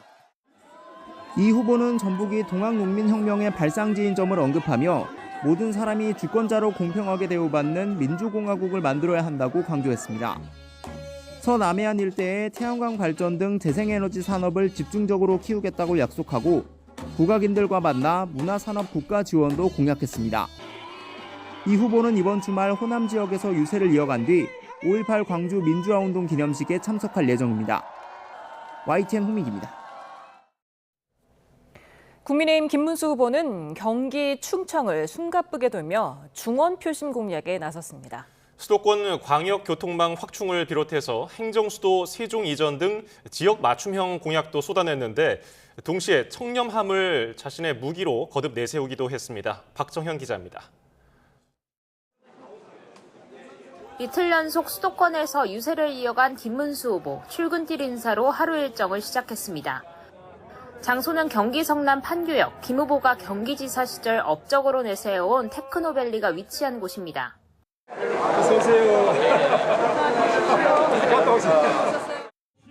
수원에선 광교 신도시를 언급하며 민주당 이재명 후보의 대장동 개발 의혹을 정조준했습니다. 대장동의 10배가 넘는 광교 신도시지만 개발 과정에서 이 후보와 달리 주변에 구속된 사람도 의문사한 사람도 없었다며 날을 세웠습니다. 대장동보다 10배 이상 큰 데입니다. 10배 이상의 광교 신도시를 만들었지만 단 한 사람도 구속된 공무원 없죠? 갑자기 죽어버린 의문사한 공무원 한 사람도 없죠? 경기지사 시절 직접 고안한 수도권 광역급행철도 GTX 모델을 전국으로 확대하겠다는 공약도 발표했습니다. 자신 업적을 부각함과 동시에 이재명 후보와 대비되는 청렴함을 내세우며 준비된 일꾼으로서 면모를 보여주겠다는 전략으로 풀이되는데 오후 충청 유세에선 직접 세종 국회의사당 이전 부지를 찾아 행정수도 이전에 대한 의지를 거듭 드러냈습니다. 국회는 물론 대통령 제2집무실과 수도권에 남아있는 중앙행정기관을 모두 세종으로 옮기겠다는 게 골자인데 대전 충남을 통합하는 충청권 메가시티 추진 등도 약속하며 중원 표심에 호소했습니다. 국회와 대통령실이 온다면 여기가 이제 다른 행정기관하고 합쳐가지고 행정수도이면서 공무원들도 좀 약간 편하고 더 좋습니다. 서울로 왔다 갔다 하고 이런 것들은 좀 좋고 다만 대전을 끝으로 충청 유세를 마친 김 후보는 내일은 호남으로 내려가 유권자들을 만날 예정입니다. YTN 박정현입니다. 조속한 윤 전 대통령 탈당 문제를 해결을 공언했던 국민의힘 김용태 비대위원장이 하루 만에 지금은 김문수 후보의 시간이라며 미묘한 입장 변화를 보였습니다. 당내에서는 탈당이 아니라 출당을 시켜야 한다는 의견과 스스로 판단하게 해야 한다는 주장이 맞서면서 혼란이 거듭되고 있습니다. 김철희 기자입니다. 임명 첫날 윤석열 전 대통령에게 자진 탈당을 권고하겠다고 선언하며 다가오는 주말을 시안으로 못 박았던 김용태 비상대책위원장. 이 문제는 주말까지는 매듭을 지어야 한다라고 생각을 합니다. 이후 김 위원장 입장은 다소 신중론으로 돌아선 듯 했습니다. 당이 이른바 탄핵의 강을 넘어선 만큼 윤 전 대통령 결심 여부는 중요하지 않다는 건데 주말까지 문제를 해결하겠다는 말도 사실상 거두어드렸습니다. 의지를 보여드렸습니다. 앞으로 그 문제는 시간을 가지고 저희 당이 보여드릴 테니까 저희한테 맡겨주십시오. 당 지도부 기조가 흔들리는 것 아니냐는 지적 속에 당내에선 탈당 권유론 부족하다는 볼멘 소리도 터져 나왔습니다. 한동훈 전 대표가 윤 전 대통령 부부와 절연해야 한다고 주장한 데 이어 친한계 의원들도 더 강한 조치를 촉구하고 나선 겁니다. 책임 있는 정당으로서 주체적으로 우리가 대통령과 주도적으로 절연을 하고 출당을 해야 된다고 생각을 합니다. 반면 윤 전 대통령이 거취 문제를 당과 긴밀히 협의하겠다고 밝힌 만큼 더는 지도부가 공개적으로 문제를 제기해선 안 된다는 반대 의견도 만만치 않습니다. 인위적인 탈당이나 강제 출당은 또 다른 당내의 갈등을 심화시킬 우려가 있습니다. 김문수 후보 측도 윤 전 대통령에게 특정 선택을 강요하지 않겠다고 밝힌 가운데 당내 불협화음은 계속되는 분위기입니다. YTN 김철입니다. 윤석열 전 대통령이 측근들에게 국민의힘 탈당 가능성을 시사한 것으로 전해졌습니다. 윤 전 대통령은 최근 구 여권 인사들과의 통화에서 김문수 후보가 결정하면 탈당하는 거라고 말한 것으로 알려졌습니다.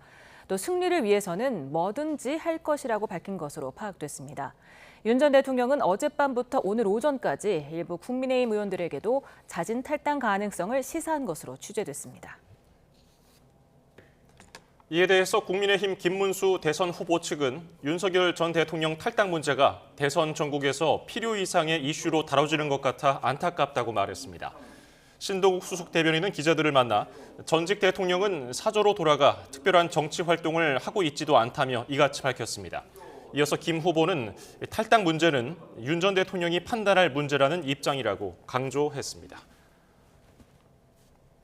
국민의힘 김문수 대선 후보와 국민의힘이 지지율 정체에 고심이 깊은 모습입니다. 전통적인 지지 기반인 대구 경북에서조차 부진하다는 평가가 있는 건데 김 후보 측에서는 뼈 아프다는 반응까지 나왔습니다. 임성재 기자입니다. 대선 본선 레이스 초반 국민의힘 김문수 후보가 예상보다 저조한 대구 경북 TK 지역 지지율에 발목이 잡힌 분위기입니다. 실제 대선 지지 후보를 물은 최신 조사를 보면 김 후보는 대구 경북 지역에서 48% 지지율을 기록했습니다. 텃밭이라 불릴 만큼 전통적인 강세 지역에서조차 50%를 넘지 못한 겁니다. 앞서 YTN이 지난 11일과 12일 실시한 3자 가상 대결 여론조사에서도 김 후보는 46%를 얻었습니다. 당내에서 이런 식으로 가다간 여러 면에서 난관에 봉착할 거란 취지의 비관적인 전망이 나오는 이유입니다. 대구 경북 불경에서의 부진은 대선에서의 뼈아픈 지금 부분이라고 생각을 하고 있습니다. 국민의힘이 공식 선거운동 첫 주말 선거대책본부 소속 현역 의원들을 TK를 비롯한 각 지역에 급파하기로 한 것도 위기감에서 비롯된 조치로 풀이됩니다. 하지만 후보 단일화 과정에서 노출된 파열음, 이에 실망한 원내 인사들의 소극적인 조력 태도가 지역 조직력에도 영향을 주면서 문제가 쉽사리 해결되지 않을 거란 우려 섞인 전망도 나옵니다. 윤석열 전 대통령 탈당 문제를 놓고 당내에서 잡음이 있는 것도 적잖은 걱정거리입니다. 대통령이 판단할 문제다라는 입장을 가지고 계신 것인데 이게 좀 필요 이상으로 저희는 이슈로 다뤄지는 것 같아서 어쨌든 조금 안타깝다. 이재명 대세론 속 반전을 모색해야 하는 국민의힘 선거 전략에도 경고등이 켜졌다는 분석입니다. YTN 임성재입니다. 연일 국민의힘의 러브콜을 받고 있는 개혁신당 이준석 대선 후보는 다시 한번 단일화는 없을 거라고 못 박았습니다. 김문수 후보로의 단일화는 지지층 상당수를 떠나게 할 거라며 연대 의지도 효과도 없다고 선을 그었습니다. 손효정 기자입니다. 중원 민심 공략에 나선 개혁신당 이준석 후보, 충청 지역 기자들과의 간담회에서도 범보수 단일화 화두는 빠지지 않았습니다. 국민의힘 김문수 후보와의 단일화 가능성을 묻는 질문에 거듭 정치공학적, 산술적 연대는 없을 것임을 분명히 했습니다. 국민의힘과의 단일화를 전제로 한 어떤 협상이라든지 아니면 저희의 요구 조건 같은 것은 없을 것이다. 저희의 의도도 없고 의지도 없고 그리고 실질적으로 효과도 없다. 특히 김문수로의 단일화보다 이준석으로의 단일화가 더 효과적이라고 강조했습니다. 김 후보가 최종 후보가 된다면 이준석 표가 상당수 이탈하지만 반대의 경우 국민의힘 지지층들은 빠져나가지 않을 거란 분석입니다. 다만 이전 투구를 넘어 난투국으로 치달았던 국민의힘 후보 교체 파동을 볼 때 자신이 최종 후보가 되는 건 불가능할 거라고 내다봤습니다. 대신 젊은 후보라는 강점을 내세워 표심을 정하지 못한 보수 진영 중장년층에게 적극 구애의 메시지를 전했습니다. 어떻게 40살의 이준석이 너무 젊어서 안 된다고 그분들이 생각하는 대안은 74세의 김문수 후보라는 겁니까? 실제 최근 여론 추이를 보면 보수 진영 단일화 논의에 불이 붙긴 어렵다는 분석이 많습니다. 김문수, 이준석 후보를 합친 지지율이 이재명 후보를 넘어설 만큼 의미 있어야 하는데 좀처럼 1위와의 격차가 좁혀지지 않기 때문입니다. 더군다나 빅텐트를 꾸리기도 모자랄 시간에 윤석열 전 대통령 탈당 논란으로 국민의힘의 시간이 지체되고 있다는 지적도 만만치 않습니다. YTN 손효정입니다. 21대 대선 후보자 4명이 모레 첫 TV 토론회에서 맞붙게 됩니다. 경제 분야를 주제로 대결을 펼치는데요. 상대 약점을 겨냥한 치열한 공방이 펼쳐질 것으로 보입니다. 황보혜경 기자입니다. 제21대 대선 첫 TV 토론의 주제는 저성장 극복과 민생경제 활성화 방안입니다. 선관위 기준에 따라 민주당 이재명, 국민의힘 김문수, 개혁신당 이준석, 민주노동당 권영국 후보가 참석합니다. 내수 부진과 미국발 관세 전쟁으로 한국 경제가 0%대 성장에 머물 거란 전망이 나오는 가운데 각 후보는 저마다의 해법을 내세울 거로 보입니다. 먼저 이재명 후보는 준비된 리더로서의 면모로 경제 위기를 극복할 국정 운영 능력을 강조한다는 계획입니다. 특히 윤석열 정부의 경제 실정을 비판하고 국민의힘 김문수 후보에게 책임을 묻는 전략을 펼칠 거로 예상됩니다.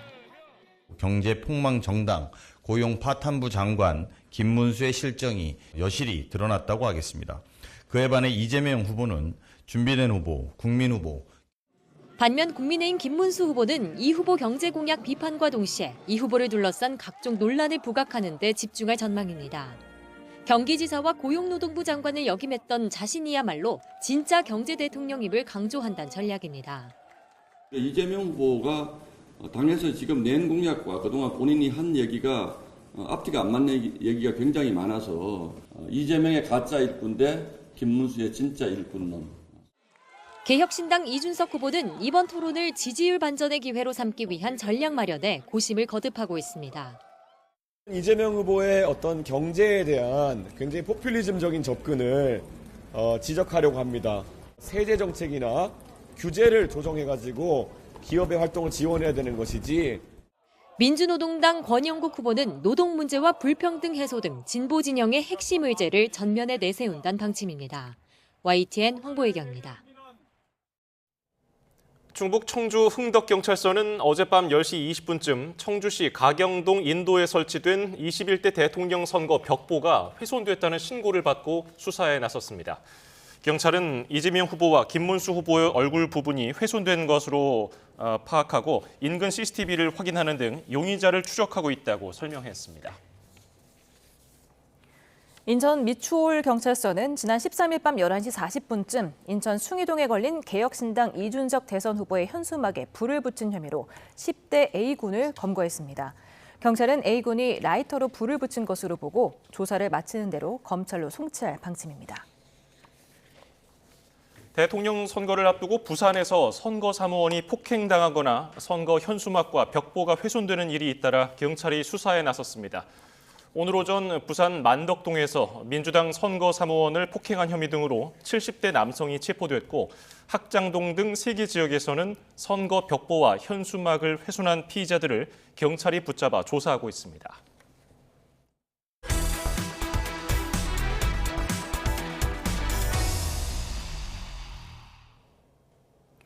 헌법재판소가 민주당이 추진하는 재판 소원 허용 법안의 입법 취지에 동의한다는 입장을 밝혔습니다.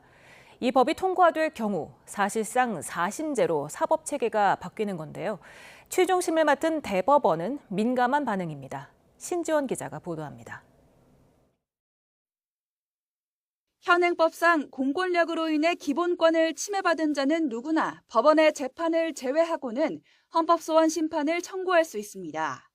최근 더불어민주당은 여기서 법원의 재판을 제외한다는 문구를 삭제해 헌법재판소가 법원 판결을 다시 심사할 수 있도록 법 개정을 추진하고 있습니다. 지난 2013년부터 줄곧 재판 소원이 필요하다는 입장을 내왔던 헌법재판소는 이번에도 국회에 찬성 의견을 제출했습니다. 헌재는 국민의 충실한 기본권 보호를 위해 개정안 취지에 공감한다면서 재판 소원 남용을 막기 위해 대법원의 확정 판결 사건으로 적용 범위를 제한하자는 의견도 덧붙였습니다. 실제 법안이 통과될 경우 현재 대법원 상고심까지 3심제로 운영되는 사법체계는 사실상 4심제로 바뀌게 되는 겁니다. 결국 최종심급으로 새로운 판례를 형성하는 대법원의 역할을 헌법재판소가 하게 되는 셈이라 대법원은 개정안에 매우 민감한 반응입니다. 장관 세월과 장관 돈과 장관 노력, 장관 심리적인 스트레스를 거쳐서 확정이 된다고 하면은 부익부 빈익빈이 이 재판 과정에서도 이제 도입이 되는 그런 좀 국민에게 매우 유익하지 못한 결과가 초래될 수도 있겠다. 공교롭게도 이번 재판소원 법안은 대법원 전원합의체가 이재명 민주당 대선 후보의 공직선거법 위반 사건을 유죄 취지로 파기환송한 직후 민주당 주도로 상정됐습니다. 사법부 길들이기라는 지적과 국민의 기본권 보호라는 해석이 엇갈리는 가운데 개정안 추진에 따라 사법체계의 지각강동이 예상됩니다. YTN 신지원입니다. 서울 양평고속도로 노선 변경과 관련한 김건희 여사 일가 특혜 의혹을 수사하는 경찰이 강제 수사에 나섰습니다. 국토부와 양평군청, 용역사 두 곳에 대한 압수수색을 진행했는데 앞으로 수사 방향이 주목됩니다. 유세연 기자가 보도합니다. 경찰이 김건희 여사 일가 특혜 의혹이 제기된 서울 양평 고속도로 노선 변경과 관련해 압수수색에 나섰습니다. 국토교통부와 양평군청, 용역사인 동해종합기술공사와 경동엔지니어링의 수사관을 보내 자료를 확보했습니다.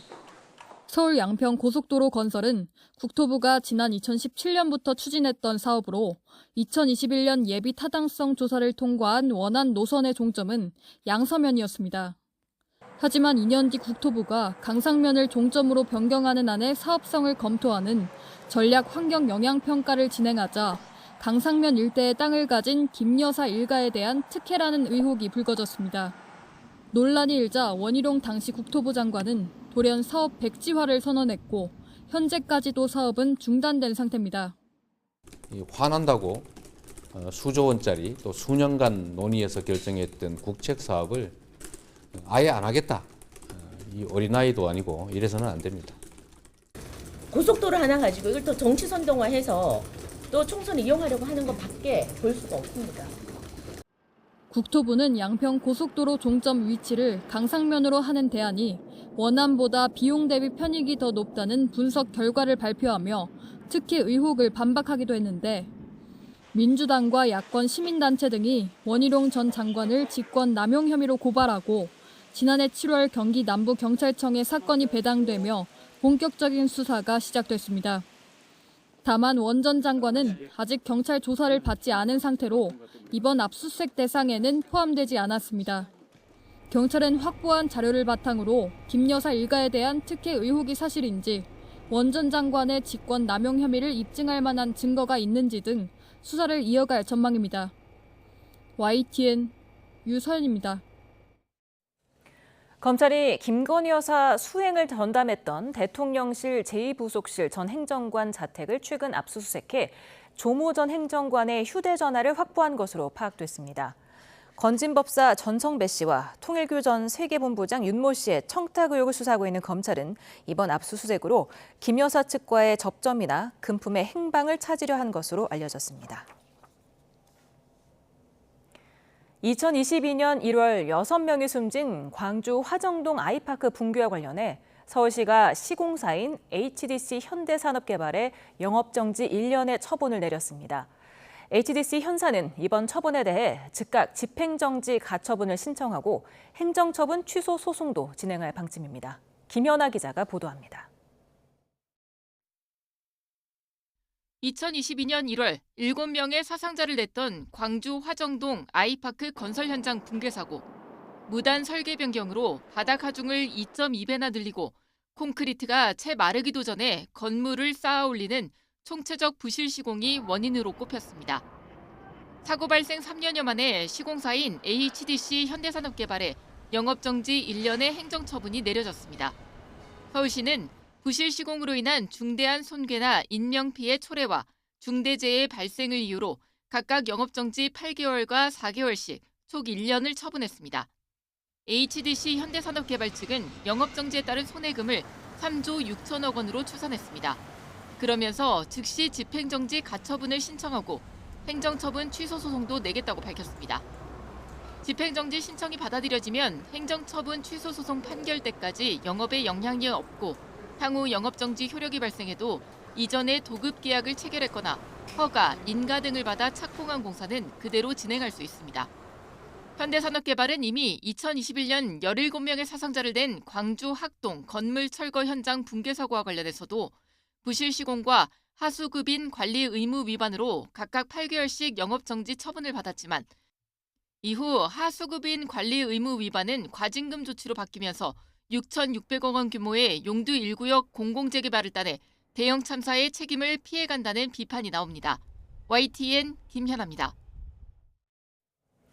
대구지방검찰청 서부지청은 10살 초등학생을 맨바닥에 맺혀 영구장애를 입힌 혐의로 유도관장 31살 A씨를 불구속 기소했습니다. 이에 A씨 측의 변호인은 피해 아동이 훈련 때 머리를 부딪힌 적이 없고 이후 2시간이나 지나 걸어가던 중 쓰러졌다며 뇌기형 등 내부적 요인이나 다른 곳에서의 충격이 뇌출혈 원인일 가능성이 있다고 반박했습니다. 일본도 살인사건 가해자의 아버지가 피해자를 비난하는 인터넷 댓글을 작성한 혐의로 징역 2년형을 구형받았습니다. 검찰은 60대 백모 씨가 허위 댓글을 통해 아들의 살인을 정당화하는 2차 가해를 해 죄질이 중하다고 지적했습니다.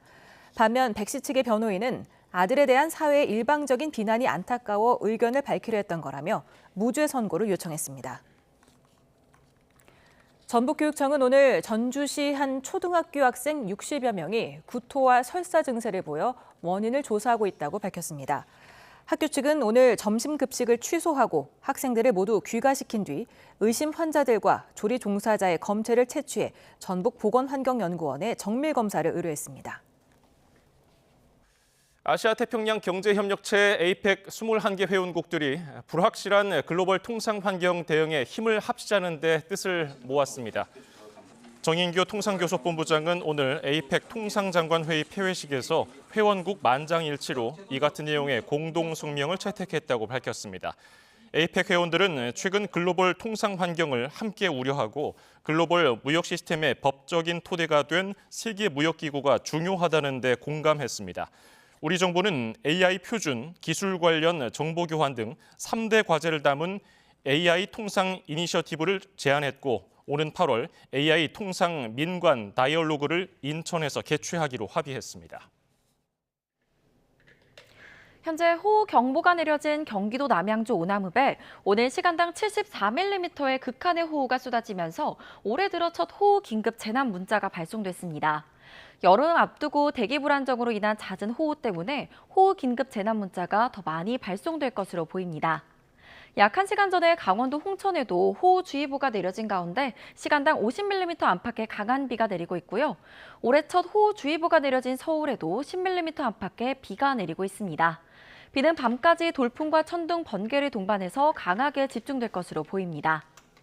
이미 오늘 하루 제주 산간에 160mm 이상, 남해안에 100mm 안팎의 많은 비가 내린 가운데 앞으로 이들 지역에 80mm 이상의 비가 더 내리겠고요. 서울 등 중부지방에도 최고 40에서 60mm의 비가 더 내리겠습니다. 특히 남해안과 제주도에는 산사태 위기경보 주의 단계가 발령된 만큼 산사태로 인한 피해가 없도록 주의해 주셔야겠고요. 오늘 내몽골 고원과 고비 사막에서 발생한 황사의 영향으로 비가 내릴 때는 황사가 뒤섞여 내릴 수 있는 점도 염두에 두셔야겠습니다. 비는 오늘 밤이면 대부분 잦아들겠지만 강원 중남부와 충청 이남 곳곳에는 새벽까지 이어지는 곳도 있겠습니다. 날씨였습니다. 오늘 뉴스플러스는 여기까지입니다. 시청해주신 여러분 고맙습니다.